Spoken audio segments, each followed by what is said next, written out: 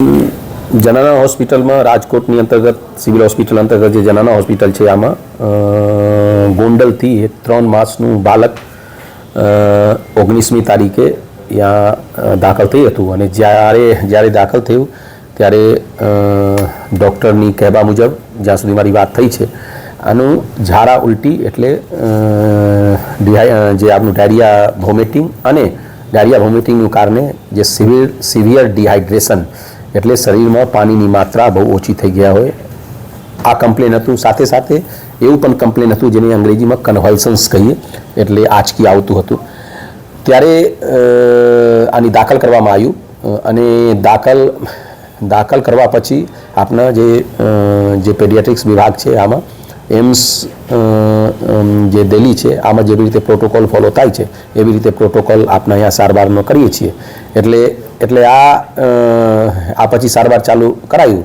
આમાં શ્વાસ લેવામાં પણ તકલીફ હતું અને એવું પણ હિસ્ટ્રીમાં જાણવા મળ્યું કે આ પહેલાં બહારથી બતાવ્યું હતું અને પછી ત્યારે જેનું જે માતાનું દૂધ પણ નહીં લેતા હતા એટલે જેનું કહેવાય બ્રેસ્ટ ફીડિંગ નહીં હતું એટલે ઓલરેડી આમાં જે પ્રતિરોધક ક્ષમતા હોય શરીરનું ઇમ્યુનિટી કહેવાય આ ઓલરેડી ઓછી હતું.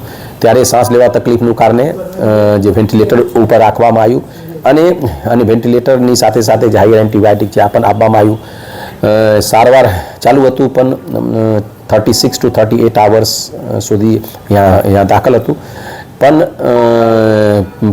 પણ આનું બધું સારવાર કરવા છતાં અનફોર્ચ્યુનેટલી આનું ડેથ થયું છે અને જે મૃત્યુનું કારણ જે અત્યારે કહેવામાં આવ્યું છે આમાં મેનિન્જાઇટિસ એટલે બાળકની માતાનો એવો આક્ષેપ છે કે જનાના હોસ્પિટલમાં દાખલ કર્યા બાદ આ મૃતક છે તેનું મૃત્યુ થયું છે. શું એટલે મારા ધ્યાનમાં આ વાત આવ્યું છે અને આ ધ્યાન ઉપર અત્યારે જે છે હું HODને પણ અહીંયા બોલાવ્યું છે અને નર્સિંગ ઇન્ચાર્જને પણ બોલાવ્યું છે અને રાઇટિંગમાં પણ ખુલાસા પૂછવામાં આવ્યું છે અને ખુલાસામાં મને શું આવે છે આ મારે જોવાનું છે અને પછી આ ઉપર જે નિયમ પ્રમાણે છે કદાચ બેદરકારી જે નર્સિંગ સ્ટાફનું હોય ડૉક્ટરનું હોય તો પેરામેડિકલનું સ્ટાફ હોય તો કાયદેસર આ ઉપર મારે પગલાં લેવાનું છે.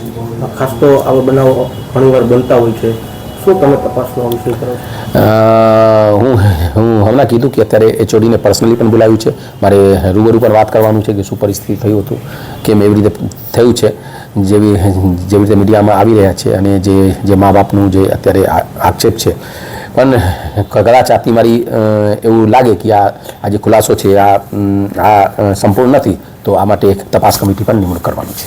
ખાસ તો આવા બનાવો ઘણીવાર બનતા હોય છે તો તમે કોઈ એક્શન લેશો? 100% હું હમણાં કીધું કે જે કાયદેસર આ ઉપર જેવી રીતે જે પણ ઇન્વોલ્વ થશે એવું લાગશે કે કોઈની બેદરકારી છે તો આ ઉપર 100% એક્શન લેવામાં આવશે.